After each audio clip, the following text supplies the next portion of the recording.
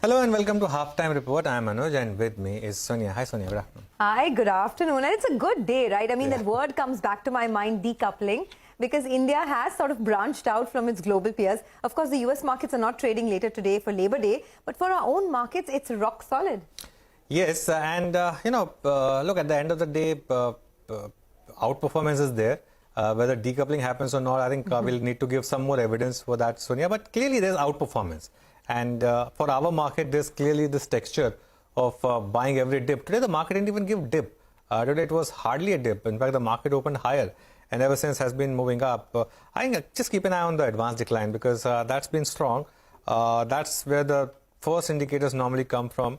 But the Indian market has momentum. And unless, you start to see complete sort of collapse in the global market, my sense is this outperformance perhaps could extend for a bit. Oh, absolutely. And the theme is the same, right, Anuj? There's autos, consumption, travel.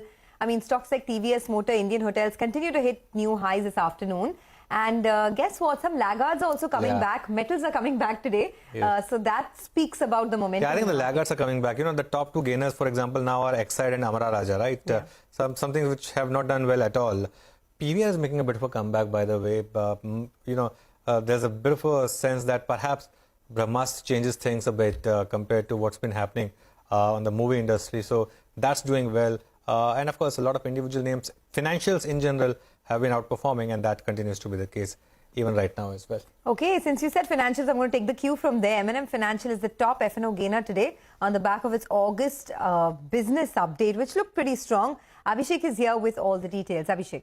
Well, Sonia, as you mentioned, MMFSL has given that monthly business momentum wherein the disbursements have come in at 3,740 crores, which is up 75% YOY, but is down about 4.5% on a month-on-month basis. So over the last 3 months, if you see, that disbursements run rate per month has been more than 3,700 crores. So YTD disbursements are at 17,150 crores, which is up 104% YOY. The collection efficiency remains strong at 96% in the month of August when compared to 97% in the previous month. So collection efficiency has been at 95% or above in the last 4 months. So stage 2 overdues or loans which are overdue for more than 60 days but less than 90 days, that has improved on a month-on-month basis, while stage 3 or the gross NPA ratio remains stable as per their exchange filing. So they say that they expect both the stage 2 and stage 3 asset quality to improve in the month of September. Back to you. Okay, Abhishek, thanks for that. So from the top gainers, let's move to some losers. Diagnostic companies are in focus. Nimesh had alerted us this morning about a brokerage note. Nimesh, let's just revisit that. Sure. So, Anuj, both the stocks are under pressure today after Antique put out a note and they have a sell rating on both the two stocks which are in the F&O, both Dr. Lal PathLabs and Metropolis. On Dr. Lal PathLabs, they have a target price of 1643, a potential 30% discount, 30% fall from current levels. And on Metropolis, they have a target price of 1232, again a 10 to 12% downside from current levels. Now, the key reason for the downgrade: one, there is increased competition, and B, the COVID-led tailwind are now behind. So, for the entire sector, there is a scenario of a lower CAGR. In fact, Antique believes that the margins that these companies reported in FY21 will not get repeated anytime soon and will revert to long-term revenue averages of 10 to 12% versus the over 15% plus that these companies reported in the last few years. Even on return on capital employed, it should stable around 25-26% versus the earlier pre-pandemic levels of over 33% reported by this company. So the entire sector is likely to see a valuation derating, and hence Antique has put out a sell note both on Metropolis as well as on Dr. Lal PathLabs. Okay. In any case, these companies have been going through a lot of pressure, right? Competition has been on the rise. But Nimesh, another big downgrade coming in from Credit Suisse on ABB. Tell us about that, considering, ABB has been one of the best performing stocks this year. In fact, that's been a key reason, Sonia, for Credit Suisse to downgrade the stock to underperform now from neutral, and they've retained a target price of 2600.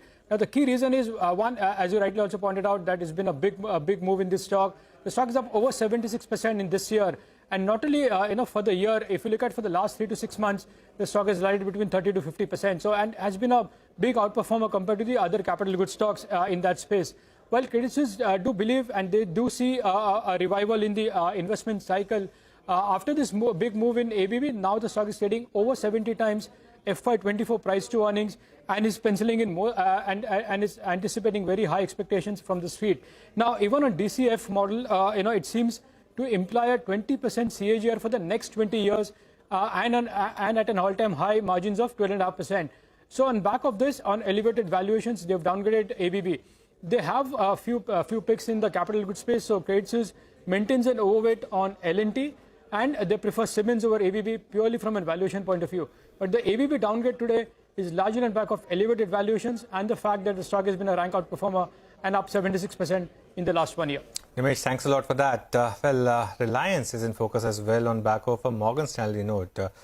Sonia, what's Morgan Stanley saying? So, Morgan Stanley was in any case bullish on Reliance Industries, but what they've done is they have named it as their top pick in the sector now, and they have raised their target price. It's a very aggressive target price, 3,085, much above where the current market price is. And they say that the progress is very firm on the fourth investment cycle. Remember, Reliance has announced a $50 billion investment across its 4 verticals over the next 3 years. And this is across chemicals, 5G, retail, and the new energy business.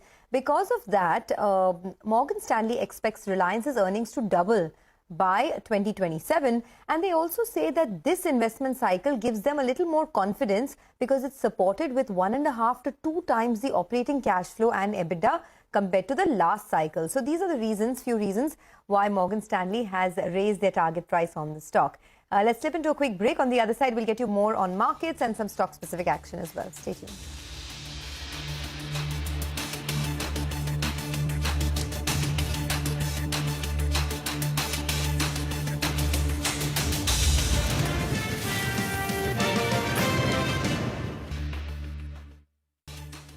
Welcome back to Halftime Report on CNBC-TV18. Well, the North American August truck orders data has come out, and it's actually very good numbers. The North American truck orders have risen to a high of the last 5 months. So it's a 5-month high. 21,400 units of orders came through in the month of August. This compares to just 10,600 units in the month of July, 15,000 in the month of June, and 13,300 in the month of May. So on an average, the orders were anywhere between about 10 to 15,000, and now the orders have gone up to 21,400. Could be the order backlog that is kicking in. But if you look at it on a year-on-year basis, they're still under quite a bit of pressure, although month-on-month basis, the numbers have doubled. Now, there are a couple of companies that have an exposure to North America. There's Ramkrishna Forgings, there's GNA Axles. In fact, we spoke to both those managements. Let's hear out what GNA Axles had to say, a company that supplies to the commercial vehicle sector in North America, and Naresh Jalan of Ramkrishna Forgings as well, about their exposure to North American truck markets and how it will benefit them, the rise that we've seen in the truck orders. First 2 quarters in last year also we have performed very well, but suddenly in Q3 and Q4 there was a correction in the inventory correction in USA, then tractor market correction was there, but it is too early to say anything. If it will continue like this, definitely will grow between 15 to 20%. Overall, our export is around 55 to 60% revenue comes from export. Part of that is off-highway also in export, and North America constitutes around 30%, 35% of our total sales revenue comes from North America, whether it is CV and off-highway. And this overall sales will grow 20%, 15 to 20%. This year also our margins have dropped because of very steep hike in the steel and material content, and it has come down to 13.7. But we are very hopeful we'll be able to maintain between 13.5 to 14.5% in this year. We are not much dependent on Class 8. Overall, I think 23% has come down to close to 10 to 12% only. But what we see right now is the demand is going to be sustainable. But 21,000 number, I will not be able to vouch on. But we feel that the market is pretty strong in the North America and is going to continue to the next year. In Europe, we see some early signs, but I don't think it's going to be a hard landing. We see maybe market may go by 5 to 10% soft, but it was an unusual time right now. And things were very, very strong. I think market going down from here is not going to be very detrimental to overall supply chain. And things are going to be pretty good going into next year also. Okay, that's some opinion. Just before we move on to the next story, Let's pull out the intraday chart of HBL Power. This is a stock that Nimesh spoke about last week in D Street Chatter about a clean out trade, on the stock, a large block. And the stock's been quite active actually after that, 10% higher right now. If you pull out a slightly longer chart, a 7-day chart, I think the move started somewhere around 80 rupees. Yeah, there it is. I think, and it was flat for better part around 77.80. And from 80 to 96, it's been a very sharp move that we've seen in HBL Power. Of course, in line with the moves that we're seeing in the broader market. The broader market has been extremely strong. And there's so many ideas doing well, especially in the cash market. So many stocks doing well. But let's put focus on the cement sector. Jefferies has come up with a note on cement prices declining in most markets due to monsoon. Vaishta is here to give us more details on that. Vaishta, over to you. Hi, thanks for that. Well, that's right. Jefferies has released a new report wherein they say that the cement prices continue to decline in most markets due to the monsoon season. Well, in East India, the weak cement prices for August, particularly in Kolkata market, were down due to the fight for volumes.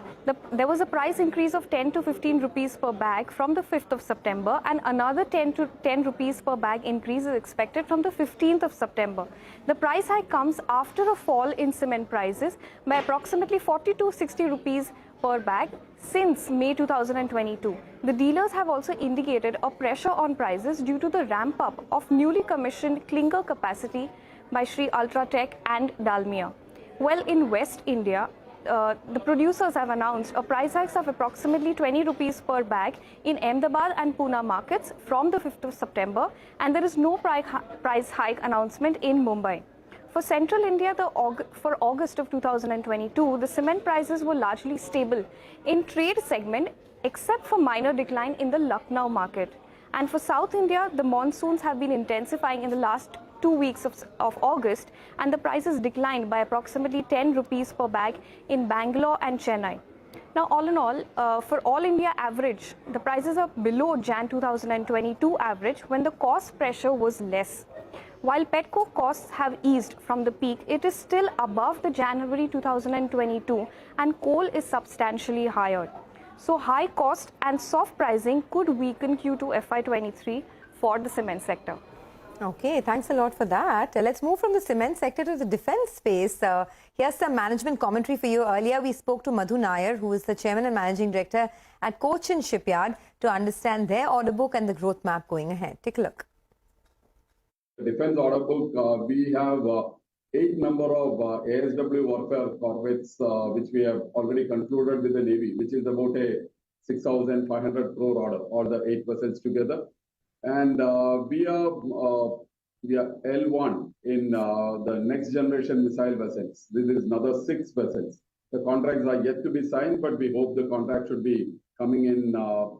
We were expecting it around now, but then probably in the next few months, let's put it that way, the contract should be coming. So with the defense, 8 plus 6 to come, so 14 vessels. The NGMVs are roughly about a 10,000 crore project. So that's the defense side. Commercial orders happen much more faster. For example, the entire 8 German vessels, we need to deliver. The first vessels will have to be delivered in 22 months' time. And we are already, this contract was signed in March of this year. So from March 22nd month, we deliver the first vessel and then 1 vessel every 2 months. So that's a much more faster, commercial vessels are delivered much more faster pace. So when you actually mix this, I normally would guide anywhere between 12 to 15% annual growth rate. This would be what we are targeting. Okay, let's take a quick break on that note. But here's a reminder for our viewers. It's that time of the year again. Money Control Pro's Financial Freedom offer is back with added benefits. Get a Money Control Pro subscription at net zero cost by claiming exciting offers worth 1,500 rupees from our partner brands. Grab the benefits only on the Money Control app or the website. Welcome back. The market is surging now, and Kotak Mahindra Bank is up 1.6%, but the real sort of lift is coming through Reliance in the last 5 minutes of trade. Just pull out the intraday chart of Reliance, and that's a stock which is seeing a big surge. There it is, 1.8% higher, and as you can see, the inclining chart is what you've seen post 11 a.m. and that really has helped the Nifty, because The Bank Nifty was up since morning. The Nifty was slightly underperforming, but that's also now beginning to make a bit of a move because of this move from Reliance. Talking about Reliance, FMCG, that's the next big bet that Reliance Industries is gearing up for. The foray will see the company take its private labels to stores and acquire local brands to pick up market share in a highly competitive market. CNBC-TV18 Shilpa Ranipeda takes us through Reliance's strategy for this new business vertical. I'm excited to announce that this year we will launch our fast-moving consumer goods business.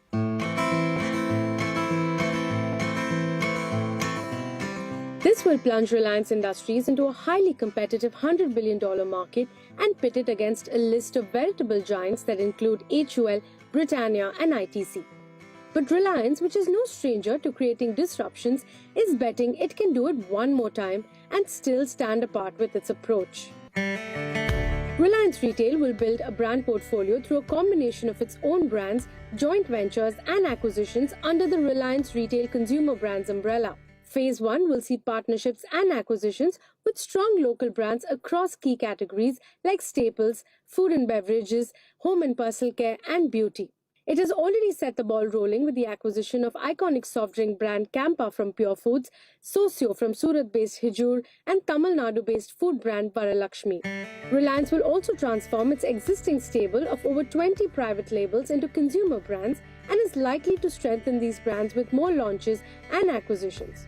Experts say Reliance's strategy of acquiring local brands will help reduce its time to market significantly. But the transition will come with its own set of challenges.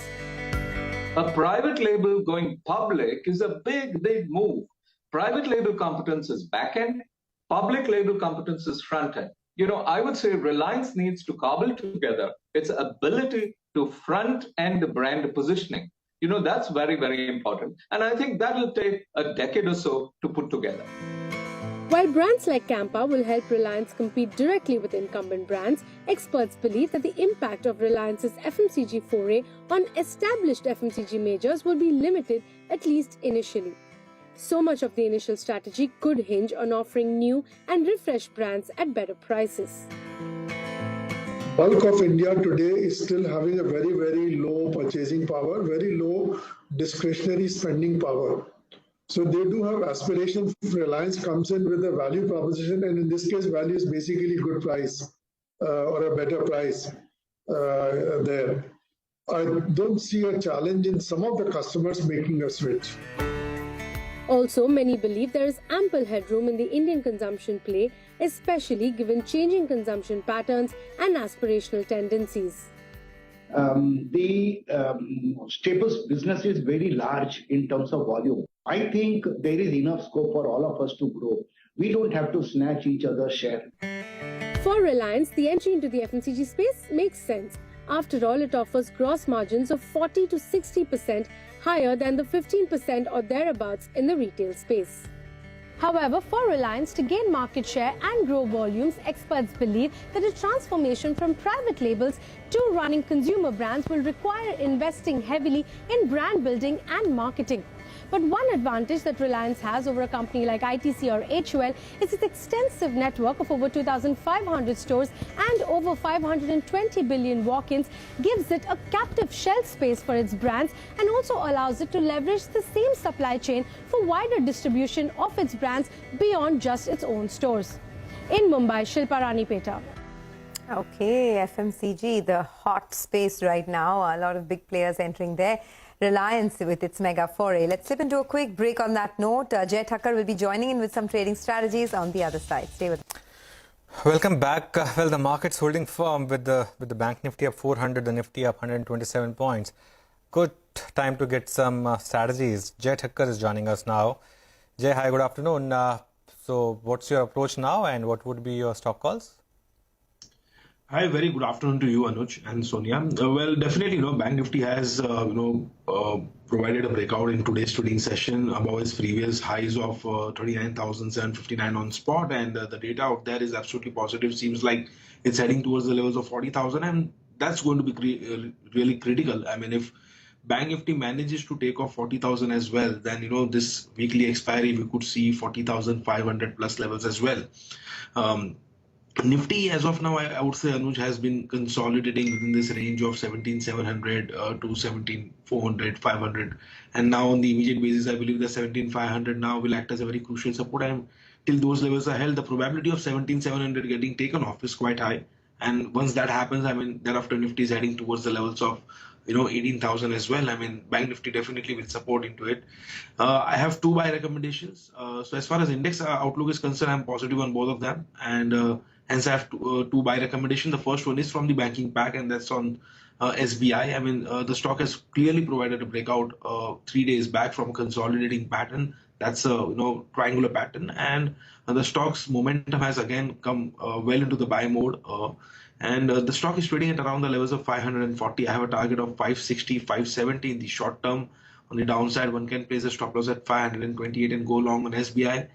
And second buy recommendation would be on India Mart. The stock is trading in a negative territory in today's trading session, Anuj. But then in the last trading session, if you see, the breakout was clearly with an increase in volumes as well as a buy crossover in this momentum indicators. So India Mart, which is trading near the levels of 46.74 right now, one can buy this targeting 5,000 on the upside, and one can place a stop loss at 45.50. So the risk reward out here is also absolutely in favor of the bulls. Okay, the risk reward in favor of the bulls. I guess the bulls would like that with both hands.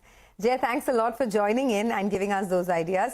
Let's slip into a quick commercial break. On the other side, we'll get you more on the markets and a lot of stock-specific action. Do stay tuned in.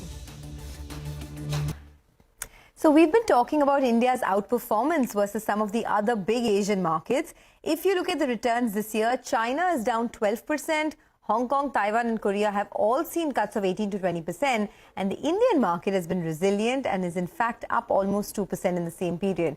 Prashant is standing by at the big wall with some interesting data on why India is seeing this kind of move and the flows picture. Prashant. Thanks very much for that. You know, the argument which many are making is that does India deserve much higher, structurally higher FII allocation? Does it deserve that? And that is basically the question we're going to try and explore here in this piece. Now, let me put out some here and now quick numbers in terms of what FIs have done recently.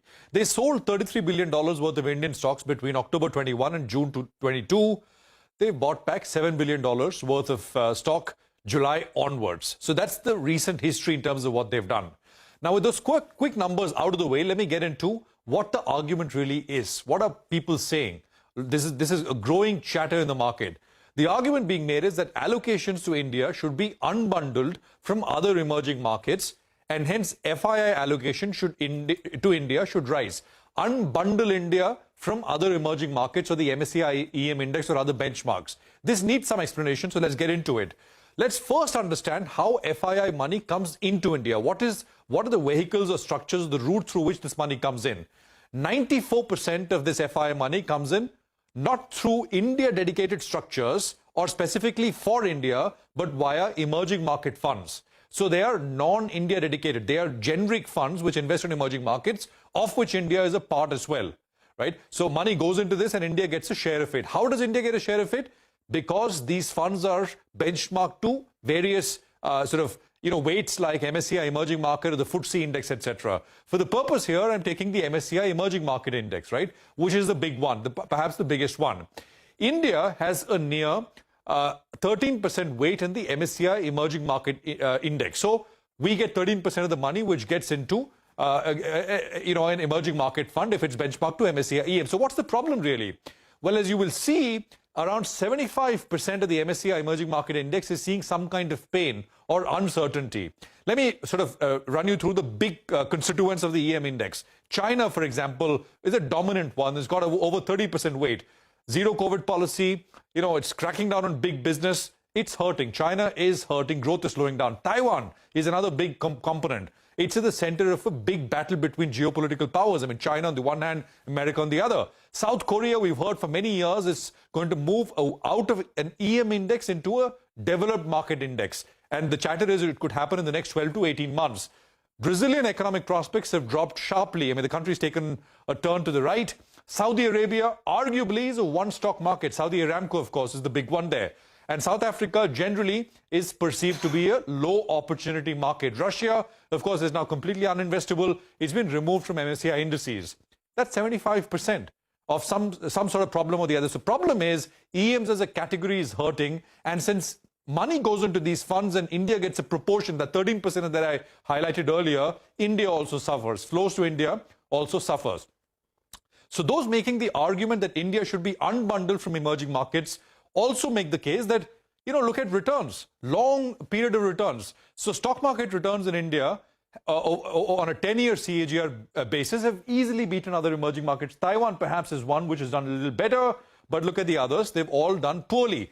Growth prospects, this is past returns, but growth prospects I don't think needs much highlighting. It's well understood, well advertised that Indian growth prospects are much better vis-a-vis other emerging markets as well. So that's the other thing. Now, all of this means that many think India is a good place to attract larger share of foreign flows. Now, what I hear in terms of feedback from people in the business is that big investment boards are capping their investments into China. Remember, China is a big one, over 30% weight. Some big asset allocators have already started giving mandates for EMs ex-China. The big question, hence, is China, right? Will China continue to hurtle lower in terms of growth, or will things turn a little bit? Will it abandon its zero-COVID policy and other things once Xi Jinping gets a third term in October? I think that's going to be an important period in the year. Overall feedback is that a lot more money could come into India if not for the presently high valuations, and all told, structurally, higher FII allocation can happen, but it's a process. It's not a one-time thing. Just for the purpose of illustration, this is what the allocations could look like in an EM fund, which is ex-China. I mean, just, in proportion of the current weight, India's weight moves up from 12.7 to 18.5. It's, the purpose of this analysis is not to say that India is not an emerging market or it's decoupled from what happens to the rest of the world. Absolutely no. The only point is that given its track record, future growth prospects, and the fact, more importantly, that currently emerging markets as a pack is hurting, perhaps that there is a case that, the Indian market allocation needs to be unbundled from overall emerging market allocation. Back to you. Okay, thanks a lot for that. Well, that's on the FII allocation, and whatever it is, whatever the reasons are, India would be happy to receive outsized flows compared to global markets, right? Well, another call coming in for Christopher Wood of Jefferies. From Christopher Wood of Jefferies, he says, recent market movements and the renewed lockdowns in China prompt greed and fear to make the asset allocation changes in the Asia-Pacific ex-Japan relative return portfolio. He says, with the Indian overweight having almost become neutral, the allocation in India will be increased by 2 percentage points, with the money raised by shaving the weighting in China back towards neutral. All right, so we're talking about money moving out of China and into markets like India. Oh, absolutely. That's been, something which a lot of people have been talking about, whether there's going to be big rebalancing which will happen. But since we're talking about Jefferies, we spoke to Mahesh Nandurkar as well, who heads the India strategy part of Jefferies. He says that while the resilience is all right, he is a bit cautious on the market.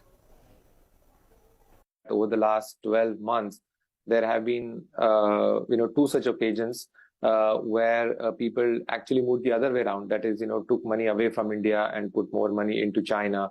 That happened once about 12 months ago, back in October last year, then again in May, June this year. And both these times, the investors did not really end up making money. So they really have a bad taste about going overweight on China. And India, by all means has done, very well economically, fundamentally, and, from the stock market movement perspective as well.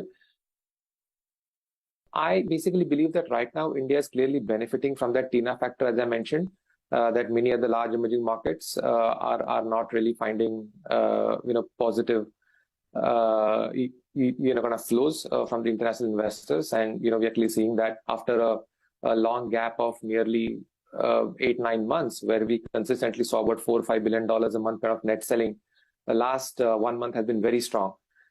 But I don't want to take that flow for granted. That's what I can say. Okay, well, that's the word coming in on the markets overall. But India's exports for August slipped about 9% over the previous month, even as imports were down 7%. My colleague Abhimanyu spoke to the Commerce Secretary about the latest trade data and the inflation challenges. Take a look. Exports are not down. Exports in the month of August are flat. They are what they were last year. And by the way, every month last year we were breaking records already. So the August figures last year were already at a high. So, last year on a run from April to April this year, we had crossed $30 billion. So it's 33 billion this year, it was 33 billion. We would like them to be rising. But you know that we took some measures basically to control inflation, enable adequate supply domestically, largely in the areas of food, for food security. So we put some restrictions on wheat. We also put some restrictions on windfall profits and exports of fuel. We also put some restrictions on steel and related metals. And earlier, last year, we had put restrictions on iron ore. So all that would have an impact on export. But I think the purpose was to increase supply domestically and to control inflation. And I think that's had a salutary effect, and we have been able to control inflation, and the figures are there for you. As things move forward, I think the government is going to look at both the left side and the right side. Exports are as important as imports. So if certain import increases there, and that's also a sign of a very healthy growing economy. The growing economy will pull in imports because there will be an import component in any growth. I think we also need to export, and the government is constantly reviewing the situation on how to see that our exports can be boosted. When decisions are taken, you will get to know that. Sir, you said that many imports are inelastic, edible oil, petroleum and coal. Of course, they are needs which can't be curtailed. But exports are something which you said that the government is looking at. I mean, not just signing FTAs, but even countries are queuing up to sign FTAs with India. How does India look at this in the larger scheme of things? What are the targets for various FTAs as India looks at getting market share away from China? Yeah, I think, as I keep saying, India is in a sweet spot. The world has a China plus one strategy. They want to diversify and reduce the dependence on China. And in terms of size and capacity to deliver, I think nobody can match India in this context. So I think that queue is there. Currently, we're negotiating many FTAs. We have concluded 2 with Australia and UAE. We will be concluding UK this month, waiting for a signature before Diwali. We will be concluding an economic cooperation and trade agreement with Canada by December. We will be looking at concluding something with EU, which will be a comprehensive agreement sometime in the middle of next year.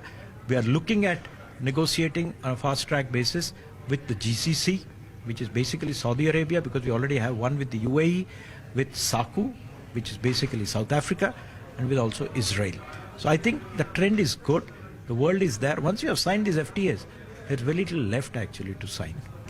So one final question. You said that the CAD is within limits and is not really a cause of concern. But as far as the 2.5% target is concerned, the CAD is still above that. Any measures particularly being taken on that front? Are you in consultation with other government departments and the government in this regard? It is higher than last year. It's reaching a zone where we should be watching it carefully. And I think both us as well as finance are watching it carefully, and we will ensure that it does not disturb the macroeconomic stability of the country. Okay, let's slip into a quick break on that note. On the other side, my colleague Vahishta will be here to tell us how the month of September looks for the box office. Stay tuned. Well, let's take a breather from the equity markets, right? The festive season has begun, and with it, a lot of movies are lined up. Vahishta is here to tell us how the month of September looks for the box office. Vahishta. Well, with the start of September, the festive season is also here. Also, some good movie lineups planned. Probably a good time to consider booking movie tickets with your family. Let's see how September is looking for the box office. The film releases expected this month are Brahmastra, Beast, with a couple of Tamil plus Telugu films. The movie releases does have some promising probables, but can it translate into big bucks? Let's look at how the initial 2 months of the ongoing quarter have performed to get a better sense. July saw total box office collections of 270 crore rupees, while August witnessed tepid collections of 142 crore rupees. Collections in July have missed expectations due to weaker than expected box office performance of some star-studded movies like Ek Villain Returns, Rocketry, Shamshera, and Shabash Mithu, which was based on the life of retired cricketing icon Mithali Raj. Thor was the only outlier with collections in excess of 100 crore rupees. Well, the picture turned uglier in August. The content pipeline was quite strong with some big star movies lined up like Liger, Raksha Bandhan and Lal Singh Chadda. There were high expectations from the Amir Khan and Kareena Kapoor Khan starrer Lal Singh Chadda, but the film managed to draw in just around 50 crore rupees as a lifetime collection. Raksha Bandhan, starring Akshay Kumar, did not manage to cross even 50 crore rupees in its lifetime collections. Even Liger failed to attract film goers, resulting in it being tagged as a flop. Now, given the weak showing in July and August, Q2 of the ongoing financial year could well be a forgettable quarter for the players in the movie exhibition business, which is already battling for eyeballs with OTT players. What has also dented business is unflattering reviews, especially on social media, of the films released. This dissuades the movie lovers from heading to theatres and the waning interest in poorly crafted Bollywood productions. The hit rate of Bollywood films has dipped sharply from 42% in 2019 to just about 7% this year. The big question today is, will September be any better? A near-term catalyst could be the release of the much-awaited Ranbir Kapoor and Alia Bhatt movie Brahmastra on the 9th of September, this Friday. Well, the advance booking numbers for Brahmastra are quite strong, which brings some hope for the film industry. But before that, we had Beast, which released on the 2nd of September, and near the end of the month is Vikram Vedha. But Vikram Vedha's collections will be captured in October, that is Q3, as it releases on the 30th of September. For the month of September, the lineup is not as strong as some of the earlier months, and unless some of the big films turn blockbusters or a few underdogs spring a surprise at the box office, September may not ring in much cheer for the film exhibition industry. And this won't be good news for the stocks. PVR and Inox have already seen declines of 15% in the past 1 month. The Nifty Media Index is also down around 3%, unlike the Nifty, which is up 1% in the past 1 month. A big reversal in their performance is likely only once the box office scripts a turnaround. Okay, Vaishsa, thanks a lot for that. And for that, they need some good content instead of just dishing out some same poor old rehashed content with some overpaid and overrated actors, and just say that okay. An argument to that could be what happened with Liger, right? I mean, the South star, Vijay Deverakonda, who has done exceptionally well in the South. Perhaps you can't call him an overpaid star compared to Bollywood peers. 40 lakhs on day 11. I mean, they couldn't even hit the 50 lakh mark. Yeah. It was weird. Right? And I take the point. Also, of the ones released, I think the biggest disappointment, of course, was Lal Singh Chaddha, because that was the real only movie which had real star value. You could say Raksha Bandhan as well had star value. Rest others, who would know? The others. But which is where content helps, because KGF 2, RRR, post-pandemic, people's choices have changed. They want to be entertained, and just go out, just forget about everything else. I'm very keen to see what happens with Brahmastra, because if Brahmastra doesn't perform, then truly the consumer preference has changed. Yeah. People prefer sitting in their homes, consuming on OTT platforms. But if that does well, then as you said, content. Yeah, Brahmastra is a bit of a hope for Bollywood, that perhaps things turn with Brahmastra. We'll see if that happens or not. It releases, of course, this Friday. As Vaishsa said, the advance bookings, they're looking quite good for Brahmastra. So let's see if it changes things or not. For now, it's a wrap on this edition of Halftime Report. Up next, of course, we have Business Lunch that will take all the action forward.